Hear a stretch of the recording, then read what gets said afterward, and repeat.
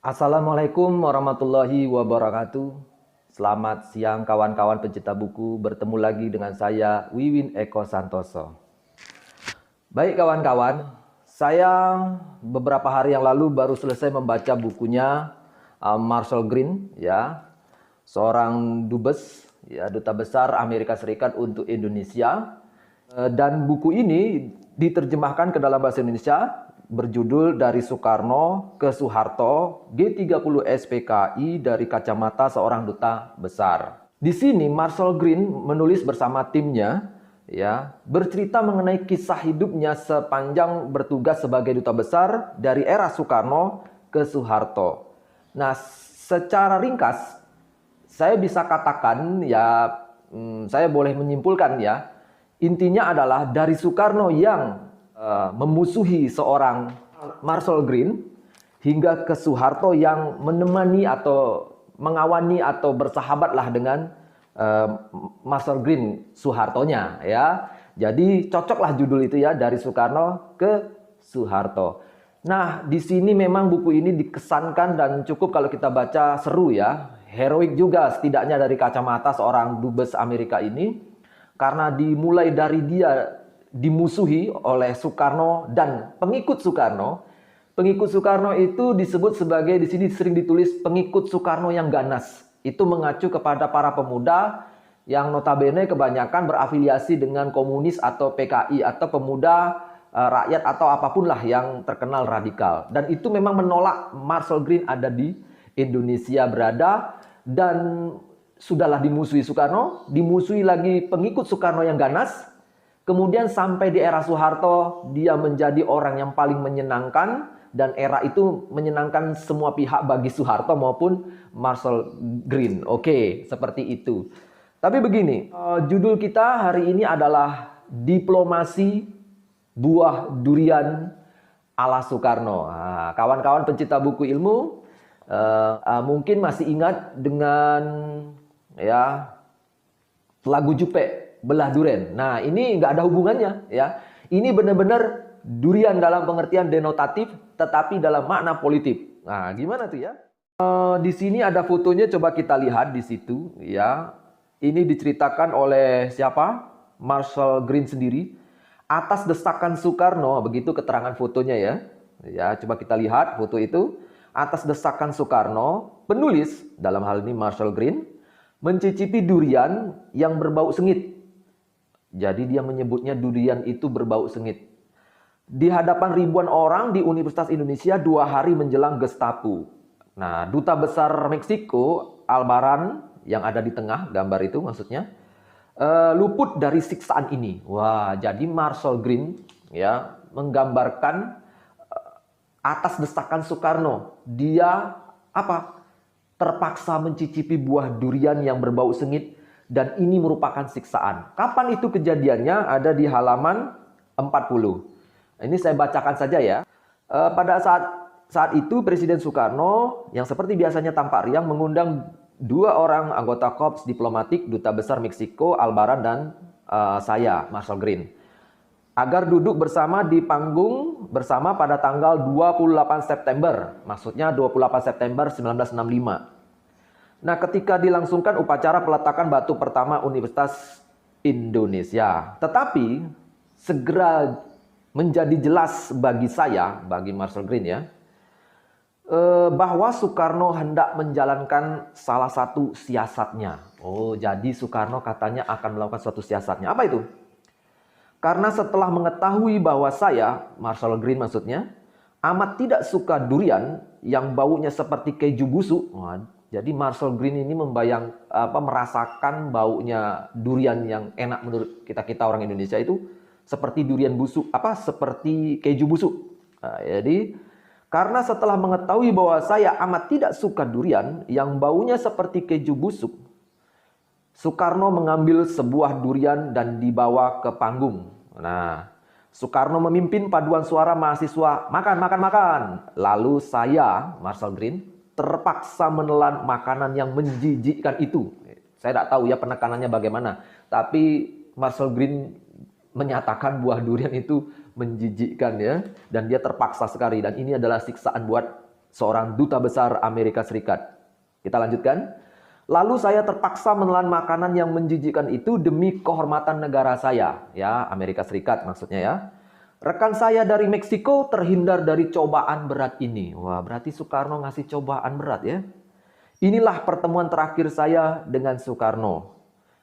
Saat itu suasana terasa hampir meledak. Ya, meledak karena apa? Duriannya atau karena perlakuan dari Soekarno yang menyiksa Marshall Green makan durian yang disebutnya durian itu menjijikkan, baunya busuk seperti keju, busuk gitu ya. Dan ini kejadian terakhir bertemu dengan Soekarno pada tanggal 28 September 1965 dan terakhir pula pertemuan yang tidak menyenangkan dan dicatat secara khusus oleh Marshall Green sebagai suatu siksaan ya. Seterusnya memang Marshall Green tidak mau menemui Soekarno ya, dan dia merapat kepada Soeharto mulai tahun 66, 67, 68. Memang di sini di halaman 66 disebut Marshall Green setelah KUP, berarti KUP yang 30 September atau 1 Oktober 65 itu, saya tidak mempunyai hubungan langsung dengan Presiden Soekarno. Ya, juga saya tidak ingin menemuinya. Jadi Marshall Green tidak mau menemui Soekarno ya.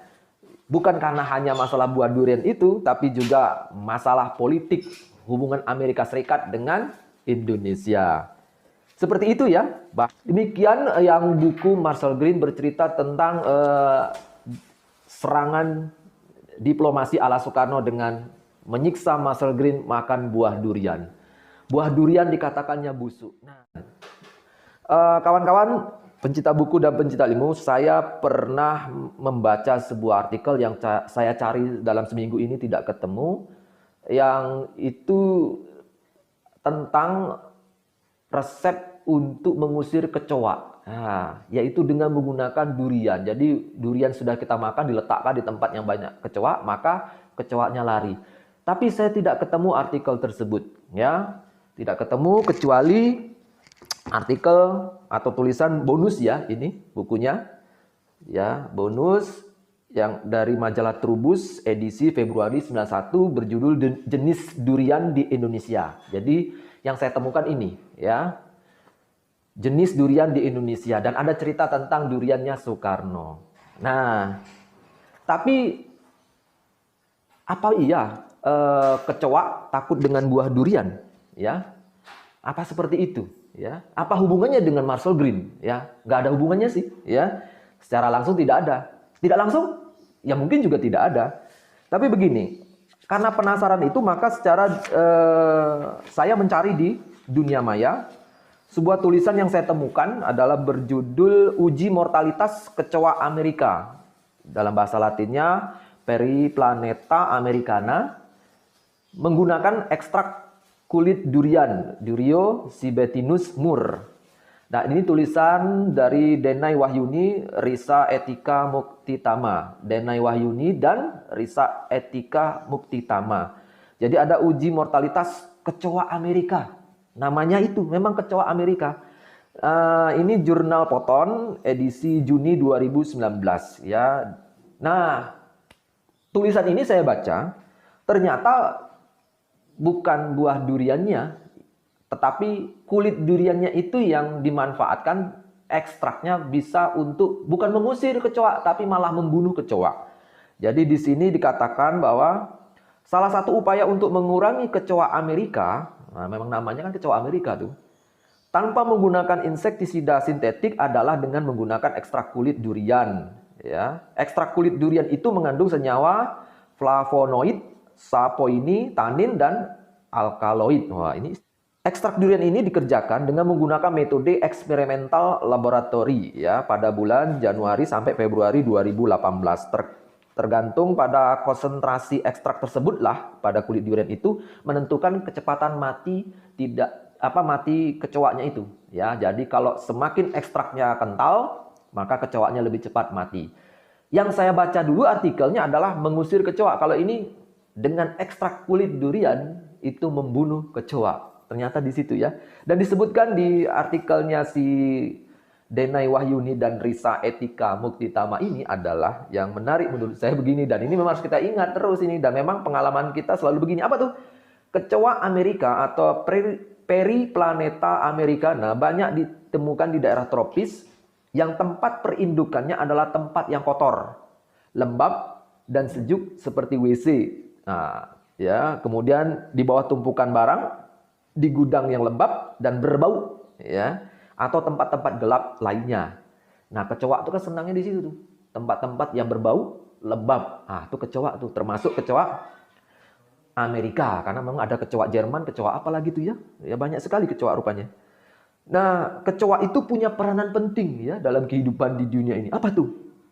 Dia sebagai tempat penularan penyakit. Nah, silakan cari penyakit apa saja yang dibawa oleh kecoa, termasuk kecoa Amerika ini. Nah, jadi rupanya yang saya temukan adalah artikel ya dengan ekstrak kulit durian itu rupanya bisa membunuh kecoa. Sementara di artikel yang lain, misalnya tulisan Agina Naomi, 9 bahan alami untuk mengusir serangga dari rumah ya dalam laman Laundry Drop ID 18 Januari 2021. 9 bahan alami itu apa saja? Ya, yang pertama kulit jeruk, itu katanya tidak disukai oleh serangga. 2, kulit durian. Oh, tadi sudah kita bahas itu ya juga. Memang tidak disukai karena aromanya kuat dari buah durian yang masih menempel pada kulitnya sangat tidak disukai oleh jenis serangga tungau. Oke, berarti termasuk kecoa ya. Tungau, kecoa. Oke. Nah, ini Agina. Mungkin ini yang paling mirip dengan yang pernah artikel saya baca ya. Jadi kulit durian bisa mengusir kecoa, tapi tidak membunuh di sini ya. Cuma mengusir. Seperti begitu kata Agina Naomi tadi. Terus itu ada tulisan berjudul Cara Alami Mengusir Kecoa di Mobil Pakai Durian. Ya, edisi Kamis 16 Januari 2020. Sebenarnya itu, ini agak beda nih. Duriannya itu ternyata durian yang sudah dimakan atau agak-agak berlumur durian, biji durian dimasukkan ke dalam botol memancing kecoa datang. Loh, kalau ini kecoanya malah datang. Mungkin itu sudah durian busuk. Nah, kalau itu memang durian busuk. Ya, maka kecoanya masuk ke dalam botol dan itu sebagai jebakan. Tapi menurut tulisan ini, cara disebutlah selain menggunakan durian, juga bisa menggunakan satu, bunga melati. Karena bunga melati itu aromanya segar, dan itu bisa mengusir kecoa. Bunga melati, ya, ditaruh di mobil. Ya. Kemudian 2, daun pandan. Ya. Dia dipotong-potong, itu juga bikin kecoa pergi karena baunya harum.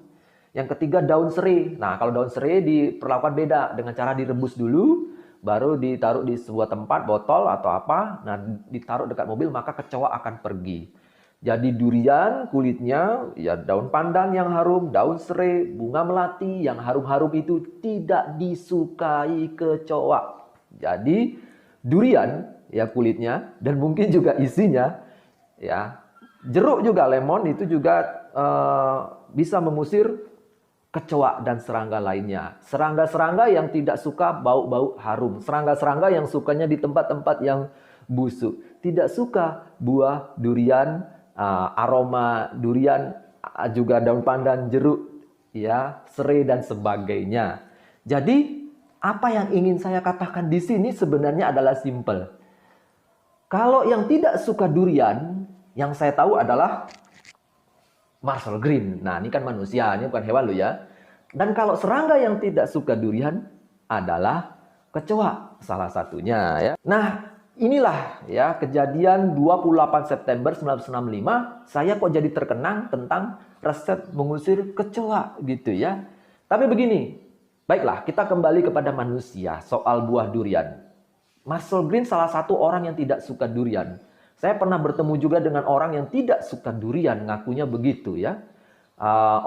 Saya pernah ketemu orang seperti itu, dan di belakang hari saya ketahui dia punya masalah dengan kantor. Ya, dia masalahnya kalau nggak salah berbau-bau korupsi. Jadi saya kepikiran, apakah orang-orang yang tidak suka durian ini, ya, orang-orang yang punya bla bla bla bla bla begitu ya? Baiklah. Jadi begini, kalau kita kutip penulis-penulis lain, ya, misalnya, nah ini William Marsden, ya, bukunya ini, oke, sudah terlihat, tentu saja, nggak nampak jelas, nanti saya kasih fotonya, gambar di sini bisa terlihat. Nah, William Marsden ini menulis juga dalam bukunya Sejarah Sumatera, yang ini saya baca sudah terjemahan, ya, buku klasik juga hitungannya ya. Dia mengatakan, ini halaman 70, durian atau Durio zibetinus juga merupakan buah khusus negeri ini, ya mungkin Sumatera secara umum ya. Buah ini rasanya meluat, berat, dan mengganggu. Nah, berarti ada kawannya nih muscle green ini, ya. Kecuali dalam rasa, baunya juga cukup memualkan bagi orang-orang yang tidak menyukainya. Siapa yang tidak menyukainya? Tidak disebut oleh William Marsden. Tapi kalau saya mau kasih contoh, Muscle Green tadi, ya, beliau tidak suka dengan buah durian ya. Kemudian apa kata William Marsden? Setelah memakannya, badan terasa panas. Akan tetapi penduduk pribumi, maksudnya penduduk Sumatera, yang sudah terbiasa akan kebiasaan mereka ini sangat ketagihan pada kenikmatan rasa buah durian. Tidak mengherankan selama musim durian, penduduk terus mengkonsumsi daging buahnya yang menyerupai krim meskipun rasanya meluat. Ya, kulit durian yang dibuang di sembarang tempat pun dapat menyebabkan bau yang tak menyenangkan. Bau tak menyenangkan bagi siapa? Ya, bagi sebagian orang. Ya, William Marsden tidak menyebut siapa. Ya. Apakah kecoa tidak suka? Ya, kita tidak tahu. Kayaknya kecoa juga mau kok ngerubuni kulit durian yang berbau itu ya. Apalagi kalau itu kata William Marsden. Ya. Kemudian ada lagi buku yang lain. Ya. Apakah Muscle Green ini punya kawan yang tidak menyukai durian? Saya cari bukunya. Nah, yang saya temukan di sini berikutnya adalah bukunya John Joseph Stockdale. Ini sudah saya ketik karena bukunya ada di perpustakaan daerah. Perpustakaan daerah sama seperti ini di perpustakaan daerah Jambi, ya. Dan ini bukunya ada di tangan saya. Kalau bukunya John Joseph Stockdale yang berjudul The Island of Java, Sejarah Tanah Jawa, sudah terjemahan oleh Ira Puspitorini dan An Ismanto, Yogyakarta tahun 2014. Nah, John Joseph Stockdale ya pada abad 19 ya. Nah, ini sudah menulis nih. Dia bertulisnya di situ, saya bacakan ya. Pohon durian, durion atau drion, yang buahnya berada di dalam cangkang yang keras seukuran kepala manusia dan kadang-kadang lebih besar, aromanya sangat tajam dan sangat menusuk hidung bagi yang belum pernah memakannya. Tetapi begitu sekali merasakan buahnya, ya, aroma menyengat itu akan segera hilang. Ya. Dan biasanya orang itu akan menyukai durian melebihi buah lainnya. Wah, ini menarik ini. Kalau John Joseph Stockdale mengatakan bahwa biasanya orang itu akan menyukai buah durian melebihi buah yang lainnya. Buah durian ini mempunyai stimulus yang kuat sehingga sangat dihargai oleh orang Cina. Nah, John Joseph Stockdale menyebut orang Cina di sini. Itu kata tulisan dari John Joseph Stockdale, ya, orang Inggris. Orang Inggris yang lain juga ada nih, yaitu Alfred Russel Wallace, ya, yang menulis buku dan sudah diterjemahkan berjudul Sejarah Nusantara The Malay Archipelago. Terjemahan siapa? Ahmad Asnawi, Yogyakarta juga. Tahun 2015 saya baca di perpustakaan daerah Jambi dan saya ketik di sini, ya. Ini adalah perjalanan dari Alfred Russel Wallace, ya, Wallace dari 27 November 1855 sampai 18 Januari 1856. Beliau berada secara khusus di Pulau Borneo, ya, Kalimantan, ya. Nah, mungkin pada malam tanggal 31 November 1855 memasuki bulan Desember tentu saja, Alfred Wallace tidur di desa Sebangau Dayak. Dan besoknya baru sampai di Sarawak. Nah, di sini dia baru bercerita. Ya, daerah yang disebut sebuah wilayah yang sangat cantik di pegunungan kapur di tepi sungai Sarawak. Tapi berikutnya dia bercerita tentang ini. Tentang buah durian. Ya. Alfred Russel Wallace berkata dan menulis, mengutip tulisan Dr. Paludanus pada tahun 1599. Paludanus pernah menulis, buah durian ini memiliki rasa yang sangat enak melebihi rasa buah-buah lainnya di dunia. Ini. Ya, kalau menurut Paludanus, ya, buah ini enak, beda dengan Muscle Green tadi, ya. Saya ulangi lagi, buah ini memiliki rasa yang sangat enak melebihi rasa buah-buah lainnya di dunia, ya. Buah ini memiliki sifat panas dan lembab. Bagi mereka yang belum terbiasa dengan buah ini tercium seperti bau bawang busuk. Oke. Tetapi setelah mereka merasakannya, mereka akan lebih menyukai buah ini daripada makanan yang lainnya. Oke. Baru di sini si Alfred Russel Wallace menulis pendapatnya sendiri. Pendapatnya begini. Ketika dibawa masuk ke rumah, bau durian sering begitu menyengat sehingga beberapa orang tidak tahan dengan baunya. Ya, ini adalah kasusku sendiri. Nah, ini kata Wallace ya. Ketika aku pertama kali mencoba makan durian di Malaka, jadi Alfred ya Russel Wallace makan di Malaka pertama kali. Tetapi di Borneo, aku mendapati sebuah durian matang di atas tanah dan memakannya di luar rumah. Seketika itu, aku menjadi pemakan durian yang fanatik. Oke, kalau di sini Wallace berbeda dengan Marshall Green. Dia menjadi pemakan durian yang fanatik. Ya, pada tahun berapa itu? 1855 dan sampai 1856. Kemudian apa? Daging buah durian itu bagian yang bisa dimakan dan rasanya tidak bisa dijelaskan dengan kata-kata. Durian tidak mengakibatkan pusing atau mual atau efek buruk lainnya, dan semakin banyak Anda memakannya, semakin kecil keinginan untuk berhenti dari memakan durian. Nah, itu tulisan Wallace. Sesungguhnya makan durian adalah sebuah sensasi baru. Ya, setimpal dengan perjalanan jauh ke dunia timur. Nah, ini bagi Alfred Wallace dari barat ke timur katanya setimpal sudah makan durian.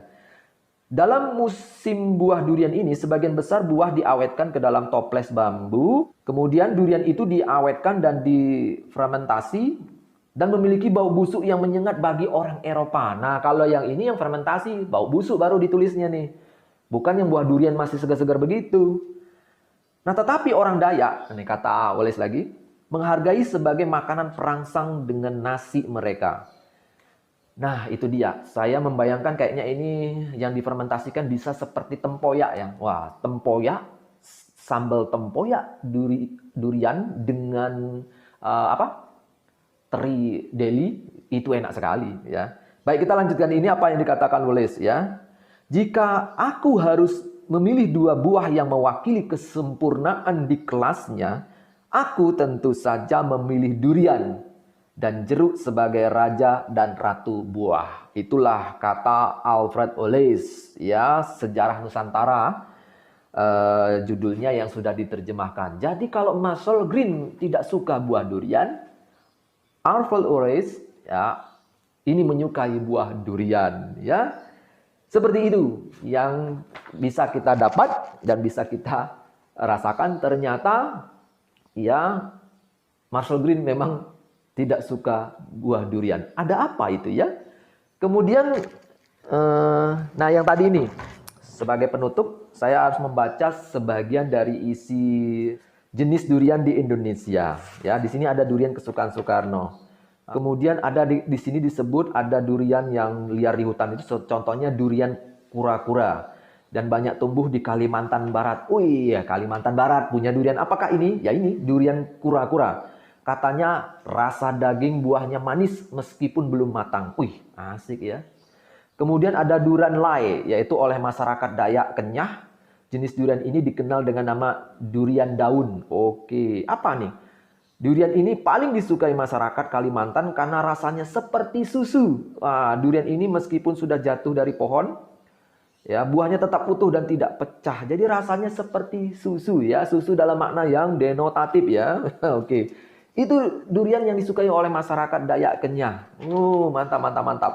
Kemudian ada lagi durian lahong. Ya, di sini dagingnya enak dimakan, rasanya manis, baunya harum menusuk. Kalau Marshall Green bilang, yang mana dia makan itu ya? Kalau ketemu durian lahong mungkin dia berubah, tidak mengatakan bahwa ini adalah baunya harum menusuk. Nah, itu dia Marshall Green yang mana dimakannya tuh ya? Oke, ya kemudian ada nih durian yang varietas unggul nasional ya, seperti durian sukun. Rasanya manis dan harum aromanya. Waduh, Marshall Green kok nggak tahu kalau ini harum ya. Kemudian ada durian petruk. Durian yang di Jawa Tengah ya.